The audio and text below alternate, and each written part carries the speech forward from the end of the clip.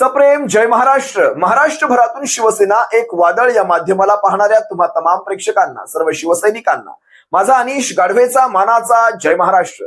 जर हे माध्यम आपण पहिल्यांदाच पाहताय, ताबडतोब या माध्यमाला सबस्क्राईब करा. महाराष्ट्रभर शिवसेनेच्या विचारांना पोहोचवणाऱ्या या माध्यमाला जर तुम्हाला सहकार्य करायचं असेल तर गुगल पे आणि फोन पे क्रमांक लिहून घ्या. 99 87 70 34 18 9987 703418. शिवसेना एक वादळला सहकार्य करणाऱ्या सर्व प्रेक्षकांचे, शिवसैनिकांचे मनापासून शिवसेना एक वादळ तर्फे आभार मानतो. आजच्या व्हिडिओच्या सुरुवातीलाच, म्हणजे माझ्या मूळ विषयाला सुरुवात करण्यापूर्वी मला तुम्हा सर्वांना एक 3 मिनिटांचा व्हिडिओ दाखवायचा आहे. माझी इच्छा आहे तुम्ही सर्वांनी हा व्हिडिओ संपूर्ण पाहावा. या व्हिडिओ नंतर तुम्ही सर्वांनी तुमच्या मनातली प्रतिक्रिया नक्कीच कमेंट बॉक्स मध्ये येऊन द्यावी आणि प्रांजळ प्रतिक्रिया द्यावी. मी हा व्हिडिओ तुम्हा सर्वांना का दाखवतोय? या आजच्या जमान्यामध्ये, ज्याला आपण कलियुगाचा जमाना म्हणतो, कलियुग म्हणतो, ते कलियुग कसं स्पष्ट या चेहऱ्यांवर दिसतं तुम्ही पहा. म्हणजे कालपर्यंत आपला एक नेता, आजच्या दिवशी आपला नेता बदलल्यानंतर कालपर्यंतच्या नेत्याला कशा प्रकारे शिव्या घातल्या जातात, आणि आज जो नेता आपला असतो, आजपासून जो आपला नेता असतो, त्याच्याविषयी किती डोळ्यांमध्ये आसव किंवा कशा त्या भावना बोलून दाखवले जातात. हा एक प्रातिनिधिक व्हिडिओ आहे. खरं तर प्रातिनिधिक. याचं कारण सांगतो. असे हजारो आले आणि हजारो गेले, पण प्रत्येकाने ज्या प्रकारे, म्हणजे जणू काही आम्ही आपल्यासाठी किती वाट पाहत होतो, आपल्याकडे येण्यासाठी किती वाट पाहत होतो, आणि आज आम्ही आपल्याकडे आल्यानंतर किती धन्य झालेलो आहोत, आमच्या डोळ्यात आसू आलेली आहेत. खरं तर मी आसवांची कधीही थट्टा करत नाही, पण जर असं काही पाहिलं ना तर त्या आसवांवरचा सुद्धा माझा विश्वास उडून जातो. मी आसवांची थट्टा कधीच करत नाही, कारण आसव ही फार मनात नाही येत असतात. पण हे असं पाहिल्यानंतर मला मग ते अभिनय वाटतो, तो अभिनेते वाटतात, अभिनेत्री वाटतात ही माणसं. आणि ही अशी माणसं आपल्याकडे असतात ज्यावेळेस पलीकडे जातात त्या प्रकारे, त्यानंतर कशा प्रकारचा अत्युच्च दर्जाचा तो, आता याला अभिनय म्हणावं काय म्हणावं हे तुम्हीच एकदा पहा आणि त्यानंतर ठरवा. पण कमेंट्स मात्र मला तुम्हा सर्वांकडनं नक्की हवी आहे. हा व्हिडिओ पहा. शिंदे साहेबांना डोळे भरून बघावं. हा माणूस माणूस नाही हो, हा माणूस देव माणूस आहे हो, जो तुमच्या आमच्या सर्वसामान्य माणसासाठी जन्माला आलाय हो. अहो, दवाखान्यात असताना सुद्धा हा माणूस पेन घेतो, काम करतो. हा आमचा भाऊ, लाडका भाऊ. लाडक्या बहिणींना लोक किती विचित्र बोलतात की 1500 रुपये. अहो, जरा गरीबाच्या घरात जाऊन बघा ना, त्या 1500 रुपयामध्ये त्या गरीबाच्या घरातल्या आजी आजोबांच्या औषधांची व्यवस्था होते. हे मोठ्या श्रीमंत माणसांना काय कळणार हो.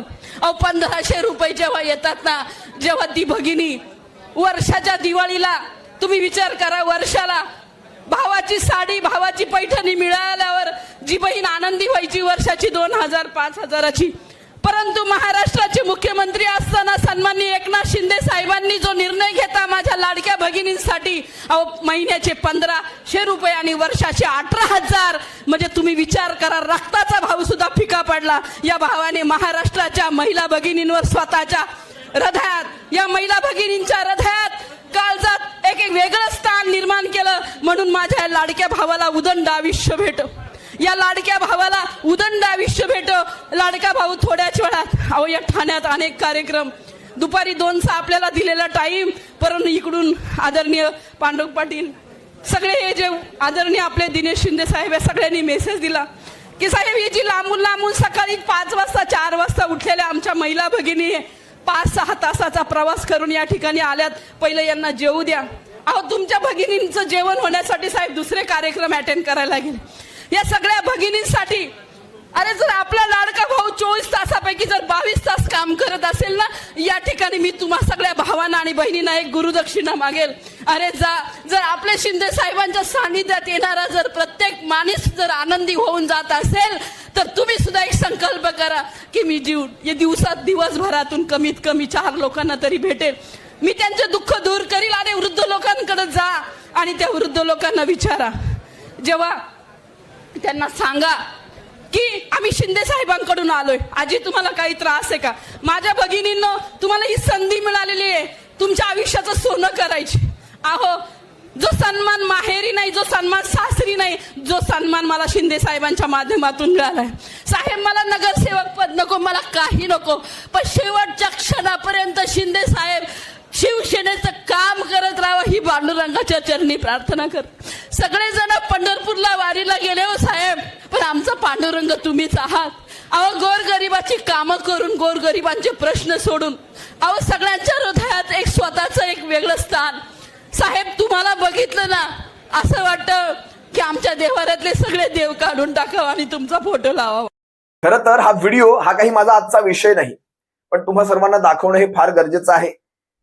या अशा प्रकारच्या व्यक्तिमत्वांना ज्यावेळेस आपण ऐकतो त्यावेळेस आपला विश्वास उडतो. विश्वास या शब्दावरून विश्वास उडतो.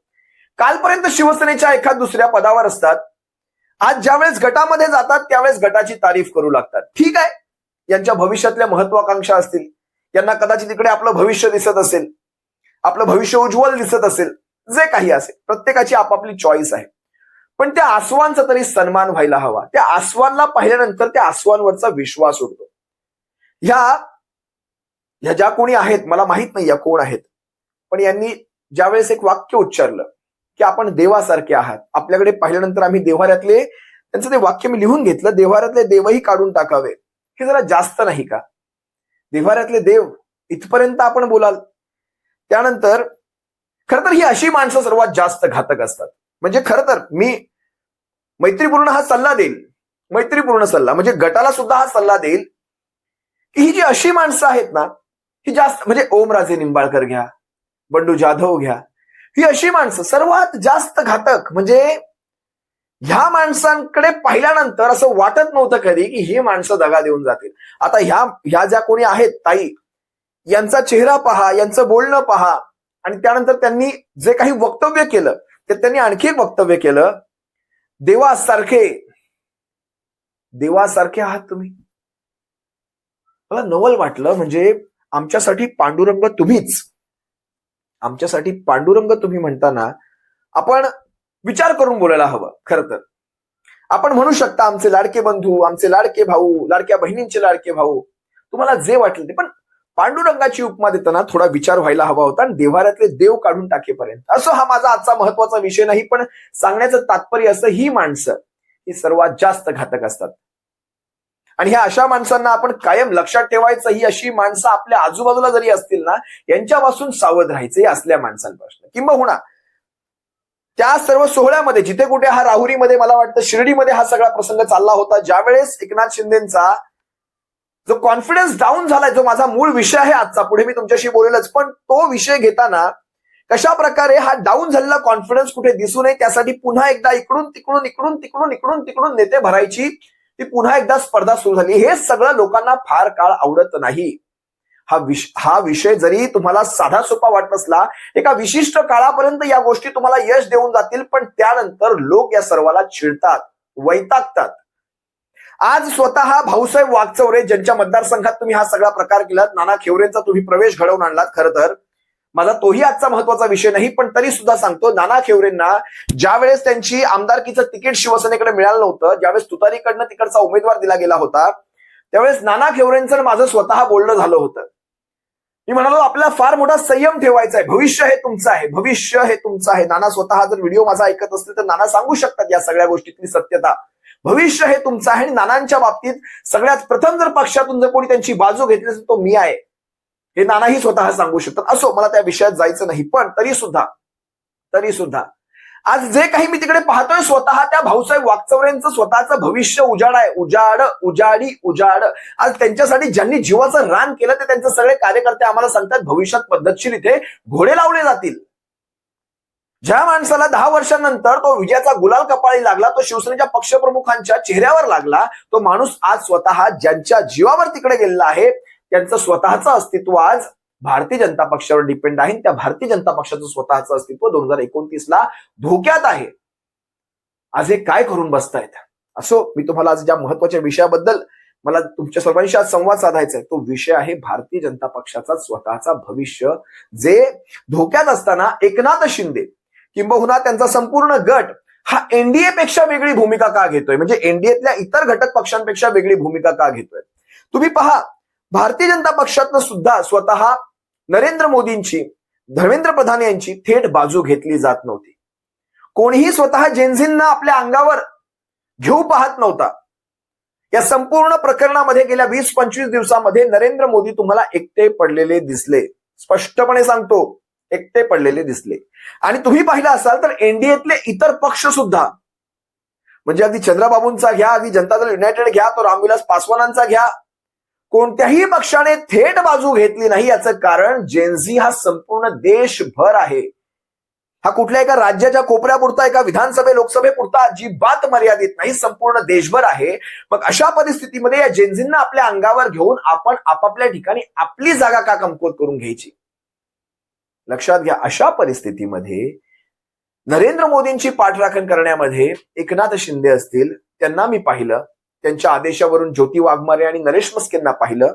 पण आज संसद भवनामध्ये या जेनझींच्या विरोधात जाऊन नरेंद्र मोदींची बाजू घेण्यासाठी थेट ज्यावेळेस श्रीकांत शिंदेंना उभं केलं गेलं, मला हे पाहून याला काय म्हणावं मला माहित नाही. याचा भविष्यात यांना काय परिणाम भोगावा लागेल. पण भविष्यात कल्याण लोकसभेचे मतदार सुद्धा या सर्वांचा वचपा नक्की काढतील. ज्या प्रकारे यांनी चिडवून दाखवण्याचा प्रयत्न केला जेनझींना सुद्धा, जेनझींच्या भाषेत बोलत असताना जेनझींचे शब्द वापरून वगैरे काय ते बोलण्याचा प्रयत्न केला, मला नवल वाटलं. एकदा श्रीकांत शिंदेची ही तळमळ पहा, कशा प्रकारे नरेंद्र मोदींना, म्हणजे आज नरेंद्र मोदी जर टिकले तर आमचा गट टिकणार आहे, नरेंद्र मोदींचं केंद्रातलं सरकार टिकलं भविष्यात तर आमच्या गटाची मान्यता टिकणार आहे, नाहीतर आमच्या गटाला भविष्यामध्ये भाजपाशिवाय कसं वाचवायचं, हा एक मोठा प्रश्न आहे. तुम्ही एकदा श्रीकांत शिंदे, कल्याणचे खासदार, यांनी नेमकं काय म्हटलं आजच्या आपल्या लोकसभेतल्या भाषणादरम्यान पहा. विपक्ष के आंदोलन को एक समराइज करना चाहूंगा मैं जेनजी के भाषा में. 37 दिन तक तो ये जंतर मंतर नहीं गए, तो इनको एमआईए हो गया. एमआईए क्या है? MIA missing in action. तो 37 दिन तक हमने कुछ नहीं किया, तो कुछ तो करना चाहिए. जंतर मंतर तो नहीं जा सकते, तो हम जाते हैं प्रधानमंत्री जी के आवास के सामने और वहां पर जाके आंदोलन करते हैं. तो क्या हो गया फिर? आंदोलन क्यों किया? आंदोलन क्यों किया आपने? उनको फोमो हुआ, FOMO, fear of missing out, fear of missing out. अरे बच्चे यहाँ पर आंदोलन कर रहे हैं, हम क्या कर रहे हैं? तो हम चले गए पीएम आवास पर. अरे सुनो, आगे आगे आगे आप अपना समाप्त फोमो होने के बाद, फोमो होने के बाद लहू इनको डेलुलू हुआ, डेलुलू, डॉक्टर श्री डेलुलू, डेल्यूशन. श्रीकांत जी, इनको लगा छात्र हमारे साथ आएंगे श्रीकांत जी, आपका प्रधानमंत्री के घर के इधर जाने के बाद, लेकिन छात्र तो कोई आए नहीं. ये अकेले वहां पर 2.5 घंटे जो है धरना देते बैठे वहां पर. और इसलिए तो ये जेनजी की भाषा में जो है, आज जेनजी राजकीय विरोधी मतं जरी असली तरी सुद्धा एक युवक म्हणून श्रीकांत शिंदेकडनं, एक युवा म्हणून श्रीकांत शिंदेकडनं ही अशा प्रकारची भूमिका मला अपेक्षित नव्हती. त्यांच्याकडनं अशा प्रकारे हे जे चिडवून दाखवण्याचा प्रयत्न, आणि तेही भर लोकसभेमध्ये पटलावर या सर्व गोष्टी करणं, देश पाहतो, या सर्व देशातला युवा पाहतो या सर्व गोष्टी, हे जितकं सोपं वाटतं, जितकं विनोदाचा भाग वाटतो, ते तितकं सोपं नाही. आता 2-2 टर्मची ही खासदारकी आहे, या सर्वांनंतर सुद्धा या सर्व गोष्टी कळत नसतील तर काय म्हणावं. तुम्हाला त्या दिवशीचा नरेश मस्केंचा सुद्धा एक व्हिडिओ दाखवतो, ज्यामध्ये म्हणजे मला एक कळत नाही, राहुल गांधींनी पंतप्रधानांच्या आवासाबाहेर जे आंदोलन केलं, जर ते कायदेशीर चूक असेल त्यांच्यावर कारवाई होईल. लक्षात घ्या मला काय सांगायचंय. जर तशी परवानगी नसेल त्यांच्यावर कायदेशीर कारवाई होईल. पण त्याच्याबद्दल भाजपा काही बोलत नाही, त्याच्याबद्दल एनडीएतला इतर पक्ष काही बोलत नाही. त्याच्या विरोधात आवाज कोणी उचलावा तर श्रीकांत शिंदेंनी, आणि त्याच्या विरोधात संसदेच्या बाहेर उभं राहून नारे कोणी ठोकावे तर नरेश मस्केंनी किंवा त्या ज्योती वाघमारेंनी. हे नेमकं काय आहे? म्हणजे संपूर्ण एनडीएतल्या इतर पक्षांची मतं वेगळी आणि एकनाथ शिंदेच्या पक्षाची मतं वेगळी आहेत, हे स्पष्ट झालं. पहा हा व्हिडिओ.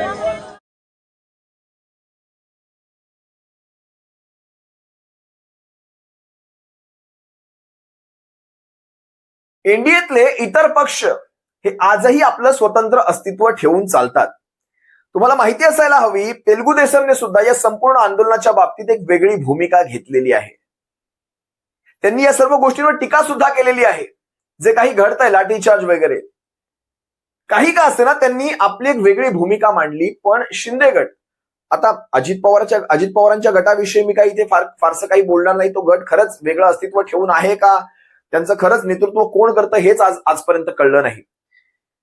आता एकनाथ शिंदेचा गट मात्र इथे स्पष्टपणे तुम्ही पाहिलात, श्रीकांत शिंदे, नरेश मस्के, ज्योती वाघमारे, एवढंच काय, स्वतः एकनाथ शिंदे सुद्धा ज्यावेळेस त्यांना पत्रकारांनी प्रश्न विचारले की जी परिस्थिती नेपाळमध्ये, बांगलादेशमध्ये, श्रीलंकेमध्ये, पाकिस्तान सारख्या देशात घडली, ज्यावेळेस पत्रकारांनी हा प्रश्न केला, म्हणे नाही, नरेंद्र मोदी अगदी व्यवस्थित करत आहेत आणि तिकडे म्हणजे खायचे वांदे होते त्या लोकांचे, त्यानंतर त्यांच्याकडे आंदोलनं चालू झाली. म्हणजे खरं तर श्रीकांत शिंदे, एकनाथ शिंदे, नरेश मस्के हे सर्व राजकारणात जुने आहेत.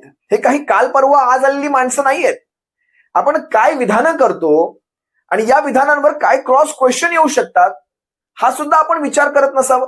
म्हणजे एकनाथ शिंदेनी ज्यावेळेस असं उत्तर द्यावं की वो खाने के मोहताज थे, तुम्ही ऐकलात, खाने के मोहताज. मग खाने के मोहताज होईपर्यंत वाट पाहायची का?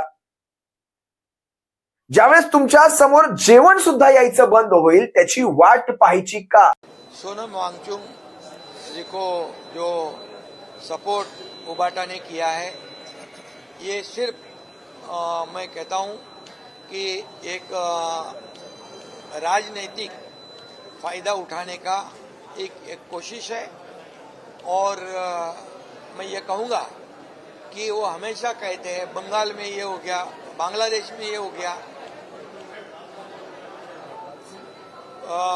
नेपाल में हुआ, श्रीलंका में हुआ. ये ऐसे बोल बोल के यहाँ के युवाओं को उकसाने का काम, कोशिश ये उबाटा करती है या कांग्रेस करती है. मैं आपको ये बात कहूंगा कि श्रीलंका, बांग्लादेश, नेपाल की अर्थव्यवस्था पूरी तरह गिर चुकी थी, पूरी तरह जीरो हो चुकी थी. वहाँ नौकरियां नहीं थी, खाने को मोहताज थे, इसलिए वहाँ के लोग रास्ते पे उतरे हैं. मैं आपको बताऊंगा, इस देश में 2014 से पहले की परिस्थिति देखिए. 2014 से पहले कितने बड़े बड़े स्कैम हुए, कितने बड़े बड़े घोटाले हुए, भ्रष्टाचार हुए, ये यहाँ के देश के युवाओं ने देखा है अपने आंखों से. और 2014 के बाद जैसे देश को आगे बढ़ाने का काम, पूरा जीवन समर्पित करने का काम मोदी जी ने देश के लिए किया है. इसलिए ये ऐसे परिस्थिति में कई देशों की अर्थव्यवस्था पूरी तरह खत्म है, डगमगा गई है, चरमरा गई है. ऐसी परिस्थिति में भारत देश की अर्थव्यवस्था न की मजबूत की, बल्कि उसको आगे बढ़ाने का काम किया है. आज भारत एक विकसित भारत 2047 का सपना जो है, आर्थिक महासत्ता बनाने का मोदी जी लिए हुए हैं. और इसलिए युवाओं को पता है आज मोदी जी ने क्या लक्ष्य किया है. युवा, किसान, महिला, गरीब. और इसलिए मैं कहूंगा हमारे देश की परिस्थिति बहुत ही मजबूत है और उन देशों से उल्टी है. और आज युवाओं के लिए कई योजनाएं, महिलाओं के लिए कई योजनाएं, किसानों के लिए कई योजनाएं, 80 करोड़ लोगों को मुफ्त में राशन देने का काम कौन कर रहा है. 32 करोड़ लोगों को गरीबी से ऊपर उठाने का काम किसने किया है? मोदी जी ने किया है. और ये देश की जनता भी जानती है और युवा वर्ग भी जानता है. नरेंद्र मोदींची पाठराखण करत असताना एकनाथ शिंदेंनी अनेक योजना वाचल्या. खरं तर त्या योजनांना कुठलाही चेहरा नाही, फक्त हवेमध्ये, सारं काही हवेमध्ये, एवढे करोड, एवढे करोड, एवढे करोड, हे सगळं सांगत असताना 80 कोटी जनता ही रेशन घेते, मोफत रेशन घेते, हेही ते सांगून गेले. म्हणजे 80 कोटी जनता जर मोफत रेशन घेत असेल तर 80 कोटी जनता दारिद्र्य रेषेच्या खाली आहे. हे आपण नकळतपणे मान्य करतोय. 80 कोटी जनता दारिद्र्य रेषेखाली आहे. मग 34 कोटी कुठले खालच्यातून वरच्यात गेले आणि ते नेमके गेले कुठे माहित नाही. कुठे धाडले त्यांना माहित नाही. युवांसाठी याव, युवांसाठी त्याव. साधं तुम्ही पहा, देशाच्या लष्करामध्ये सुद्धा आपण ते आर्मीचे जवान जे 15 वर्षांसाठी असताना 5 वर्षांचे अग्निवीर करून ठेवलं. कुठल्याही सरकारी खात्यांमध्ये भरत्या नीट होत नाहीत. महाराष्ट्र पोलीस दलामध्ये कित्येक वर्षांपासून थेट भरत्या झालेल्या नाहीत. हे सर्व आपण त्यांचे रोजगार कमी करतोय. त्यांच्या शिक्षणामध्ये आपण हे घोटाळे करतो. त्यांच्या रोजगारांमध्ये आपण असे गफले करतो. सरकारी रोजगार तर आपण देतच नाही. त्यांच्या सगळ्या आयोगांमध्ये अगदी एमपीएससी सारखं जे राज्यसेवेचे आयोग आहेत, जे देश जे आपण युपीएससी म्हणतो, युनियन पब्लिक सर्व्हिसचे आयोग आहेत, त्यांच्यामध्ये घोटाळे चालले. इथे नगरसेवकांच्या मुलांना 56% त्यांच्या प्रिलिम एक्झाम मध्ये येत नाहीत आणि ज्यावेळेस मेन एक्झाम होतात त्याच्यामध्ये 99% मार्क पडतात. हे पेपर फुटीची प्रकरण. नांदेडचं कालचं उदाहरण तुम्ही पाहिलं नसाल तर हे उदाहरण पहा. अजूनही डोळे उघडा, हे पहा उदाहरण. नांदेडमधल्या भाजपचे मंडळ अध्यक्ष आणि नगरसेवक आशिष नेरळकर यांच्या जुळ्या मुलांना अनुक्रमे 99% MHCT परीक्षेमध्ये मिळालेत. त्यांना 12वी मध्ये PCM ग्रुपमध्ये केवळ 56 आणि 51% होते. मात्र त्यांना MHCTत 99% गुण कसे मिळाले याची चौकशी करावी, याची मागणी काँग्रेसचे नेते बालाजी गाढे यांनी केली. नांदेडचे भारतीय जनता पक्षाचे नगरसेवक आशिष नेरळकर यांचा मुलगा आणि मुलीला अनुक्रमे 12वीला मार्क 56%, 51% असे मार्क आहेत PCM ग्रुपमध्ये आणि जेईच्या परीक्षेमध्ये 51% आणि 28% त्यांना मार्क आले. मात्र MHCETच्या परीक्षेमध्ये त्यांना 99% आलेले आहेत. हा अजब प्रकार नांदेड जिल्ह्यातल्या MHCETच्या या विद्यार्थ्यांचा भारतीय जनता पक्षाच्या घडलेला आहे. यावरती देवेंद्र फडणवीस चौकशी करून कारवाई करणार का, याचं उत्तर महाराष्ट्रातल्या सामान्य कुटुंबातल्या विद्यार्थ्यांना त्यांनी दिलं पाहिजे. हे सर्व पाहिल्यानंतर असं वाटतं काहीच बदल घडणार नाहीये.